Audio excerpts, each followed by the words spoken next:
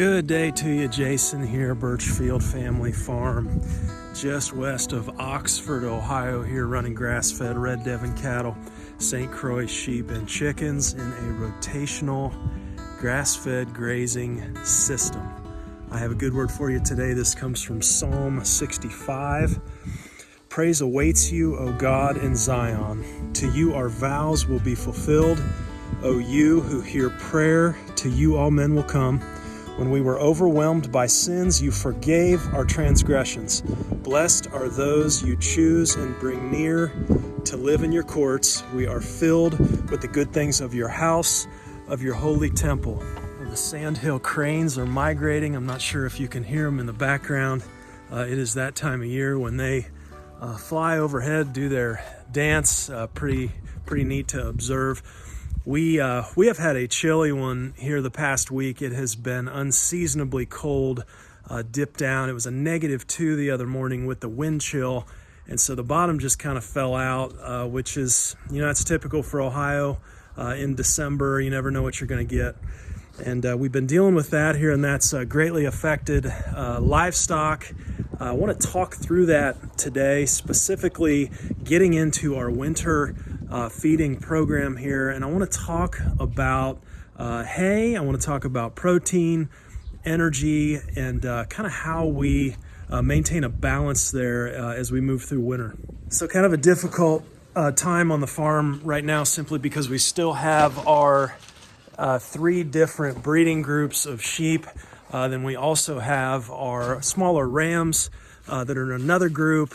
We have our cattle, our chickens. Anytime you get more groups of animals, it's just, it's more work, right? It's carting feed to another area of the farm. It's worrying about water and keeping water unfrozen. And this time of year it can be challenging, but we've got our 3 separate bloodline rams over our 3 groups of ewes, and we're going to make some really great breeding stock with our spring lambs here. Those of you signed up on the waiting list for spring lambs, appreciate it. We'll be in touch here after the new year and into April when we start our lambing and know our supply.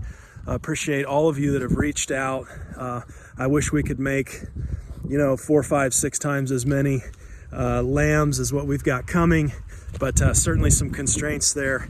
And but thank you to all you who have reached out for breeding stock. I want to head over here and take a look at cattle and look at an issue we've been dealing with, and it really kind of leads me into the point of this video, and that is 2 things we must do for grass-fed success. And those 2 things right up front here. Number 1 is calving and lambing when the grass comes on. That would be April and May. Calving and lambing in April, really preferably May. And then that second thing is dialing in your winter feed program. Grass-fed is so much more difficult than grain. We don't have the luxury of just chucking out grain, okay? We got to figure that out on hay, stockpiled forage sometimes, and supplements, alfalfa, and higher protein grass-fed supplements, is pretty much our only options here. And so we're going to go over not necessarily the calving and the lambing part. I want to zero in on this winter feed, and let's kind of start with an issue we're seeing here on the farm. Okay, so we're over here at the fence looking over into our overwintering paddock here. Ignore the big red feeders. Those do not belong to us. Those are left over from the grazing season on the rented ground. We have an automatic Ritchie waterer here. That's primarily why we have a breeding group of sheep together with our 8 head of Red Devon cattle. Look at their posture, kind of what they're doing. That's not really what I want to see when I look out here. I want to see them lying down. I want to see them chewing the cud, ruminating. Now, in addition to this, I can look, and not sure if you can see a lot of those manure pats there, but those are doing something that we call stacking up. And by stacking up, they're very high, kind of circular consistency, and that is not good in cattle. And what that's telling me is that we have a deficiency in protein. And so right now we are feeding straight grass hay, and typically this early in the season, that usually works out okay. But we have had this unseasonably cold weather and temperatures dipping down, like I said, below zero the other night with the wind chill. And so when that happens, cattle nutritional requirements go up. Just looking at them, I can tell that we need to take some action here between the consistency of those pats and them. I can just tell that they're not satisfied. So with overwintering livestock here, it pretty much comes back to, on a grass-fed program, your protein and your energy, and getting that protein and energy, those numbers dialed in, and getting that right. And what we've learned here over the years, overwintering both cattle and sheep, is we need to place emphasis on protein. And energy, we can talk about that another time. There's TDN, total digestible nutrients. There's all kinds of measurements here. NDF, TDN, tons of stuff we could talk about and look at. This is by no means an exhaustive video here on animal nutrition, okay? We're just zooming into one component that we need to pay attention to here on our farm for successful overwintering, specifically when feeding hay. That's mostly what we feed here on our livestock. And I have a graphic here I want to throw up, just a chart to help us kind of understand this. So at the top there you have animal weight. For the purposes of this, let's just say 1,000-pound animal dry matter. You want to be at about 3% of body weight. Target protein, we want to be at about a 7%. That's for a non-lactating animal that's not in late gestation. You've got a hay protein column there, a supplement. That's a 17% supplement column, and an actual hay amount if we use the supplement. Now on the left side there, you've got your hay protein percentages, okay? And we go from a 4% hay all the way up to a 7% hay. And look at what's happening here. We're needing to supplement. Our feed supplier for grass-fed, they carry alfalfa, straight alfalfa pellets and alfalfa cubes. Those test at a minimum 17% protein. So we can figure this out. That hay is going to have 4% there at 23 pounds is going to have 1.2 pounds. We're going to need a supplement of 6.9 pounds, that 17% supplement. So you can look and you can go all the way down. That supplement continues to decrease. What you need decreases as your hay protein percentage goes up. And then you can look all the way at the bottom. Let's figure this on our small herd of Devon cattle. We have 8 head, but you can see at the bottom, if we had to order in those 50-pound bags of pellets, assuming a 120-day hay season, let's just say 8,000 pounds of live weight animal, those 50-pound bags cost us $27.50 a piece. Look at the additional cost down here. We're absolutely able to quantify this. If you're feeding 4% hay, or if I am, I'm going to need $3,643.20 worth of that 17% extra supplement. And then, but if you're, the closer you get to that 7%, you hit 7%, you don't need any supplement. The point here is this: protein is currency. Okay, protein is where the expense is at. Some pretty handy protein calculators out there. I'll put a link in the description to the one I used for this. Point is, find good quality hay, have it tested, and know what you're at. Now for our winter feeding program here, I do like to keep a few squares on hand just for when the weather gets crazy. But we primarily feed these big round, 6-foot round bales. We buy all of our hay. I don't make it. We have a farmer that works with us on our backfield. It's really a great thing. But just talking hay, just in squares versus rounds, we pay about $100 a ton for those big rounds there. There's about 1,200 pounds in a round, and then we pay about $7 a bale for square bales. Those are about 50 pounds. So there's about 40 squares in 1 ton of hay, and we're paying about, like I say, $100 a ton on the rounds here. And you just do that math, and it would be like 280 $280 for a ton of square bales, right? That'd be about 40 squares in a ton at 50 pounds a piece. And so, you know, we're up, what is that, 180% more cost in squares versus rounds. So it's an economies of scale game there. And you guys maybe have seen one of our other videos we did on how we break these rounds down. And basically here's kind of the last of this this round here. But we take a chainsaw, an electric saw, and we run it backwards, and we make one cut, fold each side out, and then make another cut and fold that out. That's going to leave you with a middle that's like that. That's, you know, probably 60 pounds or so that you can throw out and feed. And then what we do is we just come back and we roll these up. And I'm going to show you what else we do here in addition to feeding out these rounds to get this protein right. So you guys have heard me talk potentially about the silage that we make. I call it silage. It's not really silage, it's haylage, specifically just grass clipping haylage. And you know, you have cool season and warm season grasses in your pastures. And typically your cool season grasses you're going to see in the spring and the fall. Warm season are going to be in the summer. And your cool season grasses are going to be higher in protein content. And so when we make our grass clipping haylage here, we try and make that in either the spring or the fall. Now what I'm going to be doing today is I'm going to be breaking into this. You can see we've got the outside lid wrapped here. And when you're making this stuff, you want to pack it as tight as you can, and you want an airtight container. So we're going to take this apart, get into this, and see what we got here. Okay, so let's open this baby up here. This was a batch that was probably made in May, maybe the early part of June. We put a little bit of plastic over the top here, and oh man, it's got a great smell to it. You can see typically you'll need to pull off, and it's actually a little bit frozen here, but typically you'll want to pull off the top layer.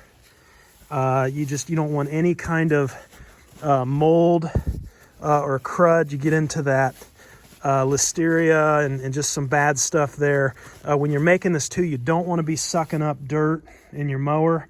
Okay, so you know, you're wanting to cut smaller clippings are going to have higher protein, like lower clippings, but you want to make sure you're not into the dirt or the dust to keep this stuff nice and healthy. And then you just want to pack it in. Okay, so here's what we got here. If you can see this stuff, I wish you could smell it. It just has just a sweet, kind of a pickled smell. Just a very nice smell. You can see no mold or anything. And what we're gonna do is we're gonna bring this stuff over here, and we're gonna make a silage burrito. And we're gonna put this stuff right down on this this roll of hay that's been cut open. And I'm gonna roll this thing up and throw it out. And let's just see how our furry friends respond here. Okay, you can see there a little bit on the ground. Big Pat has found the good stuff there. They're digging right straight into the middle of that. And again, that is confirmation they are needing more protein. And so look at these pats. See there, if you look at that, look at how stacked up they are. You want them a lot runnier than that, like a pumpkin pie consistency, and not quite so stacked up. So this is going to help them. This is going to help them balance out. This will also help our sheep get some additional protein. Now I know a question is going to be, well, how do you know what your grass clipping silage is rated at, you know, to where you can figure it out protein wise? And you know, I really don't, but we've done this for so many years now that I know, you know, it's going to take, you know, 40 to 60 pounds of that stuff, the silage mixed with the hay per day to kind of help everybody balance out here. Now that's just the cattle. So you figure in one of these blue barrels, this is I think this is a 60-gallon blue barrel here that we use. By the way, you can do this just in 5-gallon buckets. Just make sure you have a rubber seal on the inside lid of a 5-gallon bucket.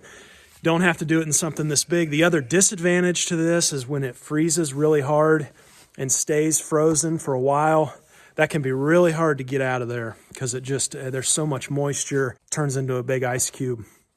So keep that in mind. We can hold around 300 pounds of material in there. Now I know you're thinking, or I'm always thinking, oh, 300 pounds, that sounds like a lot. Well, remember, this is it can be almost 70% moisture, right? That's the disadvantage to silage.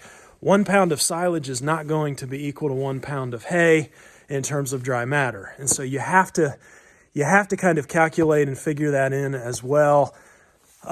Protein-wise, I've seen studies done on grass clipping Kentucky bluegrass at a very tight pack with a silage packer. I've seen protein levels at 25% and TDN up over 70%.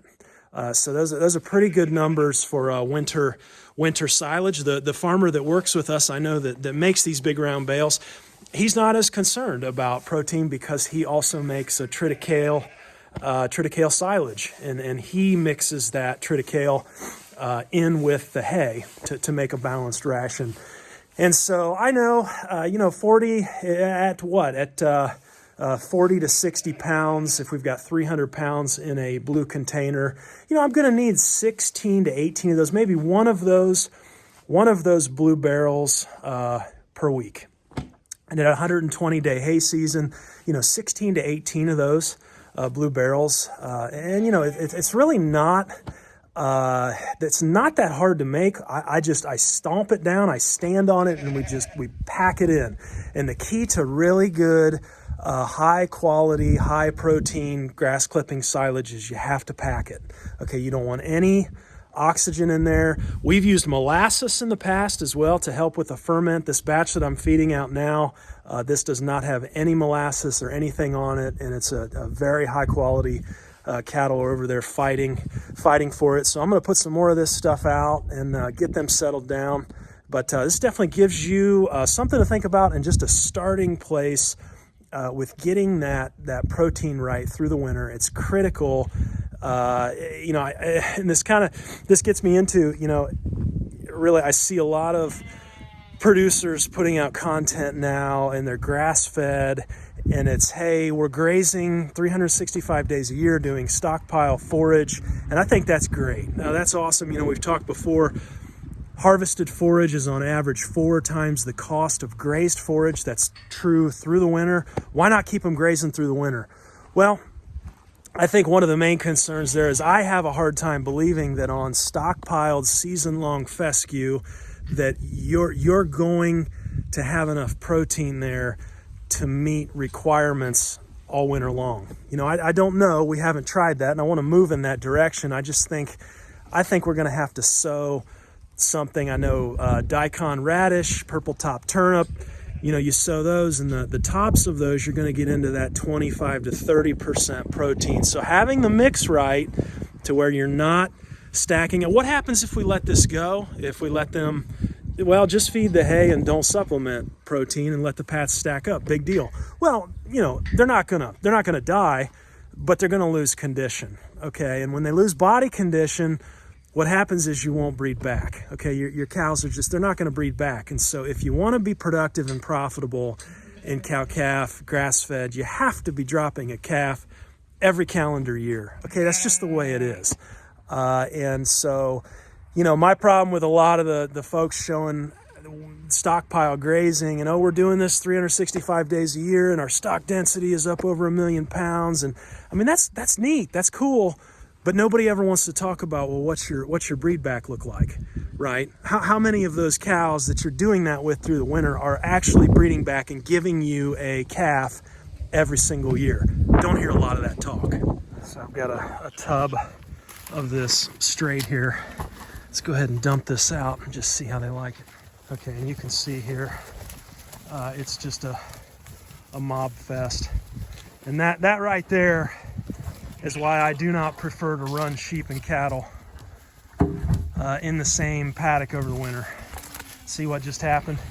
You had sheep that need protein, that were hungry, that came over. And so what you'll do is you'll put out piles of hay, and however many cattle there are, you need at least one more pile, because as you put out more, cattle just split off. They split off, they guard it. I mean, look at this. Look at that silage here. Now I've got that hay mixed with silage over there, and look at them. I mean, just pounding it, absolutely annihilating it, loving it. Now back to the barrel here. I think one way we could improve this, we do look pretty good here on this ferment, even without. We used to add some molasses, and that would just help with that ferment. You want all the oxygen out, you want it packed tight, and you want that pH level to drop. And that's just gonna preserve this stuff and make a high quality feed. And in my opinion, I think this stuff here is closer to grass than hay is. I mean, when you start talking hay, hay is dried, and there's so much oxidation that, you're losing vitamins, vitamin A, vitamin E. You lose a lot of stuff in that oxidation when you're drying hay out. And, we do the free choice mineral feeder, and so I'm confident we got kind of that side of it, the vitamin and mineral side, buttoned up pretty well. But I just think this stuff, it's just a little bit closer because it's got that moisture. It's a little closer to actual grass. And they definitely, as you've seen, they definitely prefer this right now over straight hay. I think a way to improve this was a 60-gallon. These are old sausage containers, food grade. I think if we found a bag, almost like a food grade garbage bag that lined the whole thing, and we were able to fold that down over the top, pack it, and then fold that and tie that bag off, that plastic bag, then put the lid on. I think we can improve. But I tell you, this is looking pretty good to me. One other disadvantage to this stuff is once you open this, like I opened this today, I really need to feed this out here this week. And so you don't want to sit here after you've opened it and leave it out in the air. I'll put the lid back on when we're done feeding this out today, and it'll hold up the better part of a week without spoiling. But that's the other thing, is you've only got a certain amount of time to feed this out. You can see here, just anywhere I put this out, they are all about it. Again, cattle crowding out sheep like they do. If you ever wondered where that term bully comes from, you're looking at it right here. Okay, and then just to show you, sheep do actually prefer this stuff here. You can see them hammering it, obviously before cattle arrive. They're even sneaking back up there. Oh my goodness. Protein is the currency. Protein is the currency in the animal world. That is for sure. And having that protein content right in your grass-fed ration over the winter, in my opinion, it's critical. One point of clarification that I want to make here is I'm not at all suggesting that our silage is a direct one-to-one replacement for something like 17% alfalfa pellet. Okay, that's not what I'm saying. But you can have as much as 70% moisture, and so that can be challenging. The point here that I want to make is this: have your hay or your silage tested up front at the beginning of the season. That way you know where you're at and you can correctly formulate what they need, and ultimately you can keep weight on your animals throughout the winter. Just one note too, really no specialized equipment to make this stuff. You just need a lawnmower with a bagger. Okay, you could do it like I say, you could do it in buckets with a push mower and a bagger. It's going to take you a while. We've got a rider. I think maybe we do 6. It's got a around 6 bushel bagger system on the back, and depending on the season, it may take 2 to 3 of those loads. As we cut. This is just yard clippings, but again, we talked about in a rotational grazing system, setting up your system to where in the spring you have extra forage, right? So go to the end of your paddock rotation and do some clipping. Put that up, put that away. That cool season, those cool season grasses, ferment those, put them away. And I think we paid, I want to say maybe $20 for those blue plastic bins. It was an old sausage company. They had stored sausage in there, and so we knew they wasn't chemicals or anything like that in them. That's important. Food grade, obviously. And so pretty easy, pretty simple, straightforward to set up. Pack it tight, and just the way we do it. I'm not giving vet advice, I'm not giving you nutrition advice. This is just the way that we do it and what works for us here on our farm. Take what you can take, let the rest fall away, as I always say. Thanks for hanging with me today. Be blessed, be at peace, and we'll talk to you next time. Take care.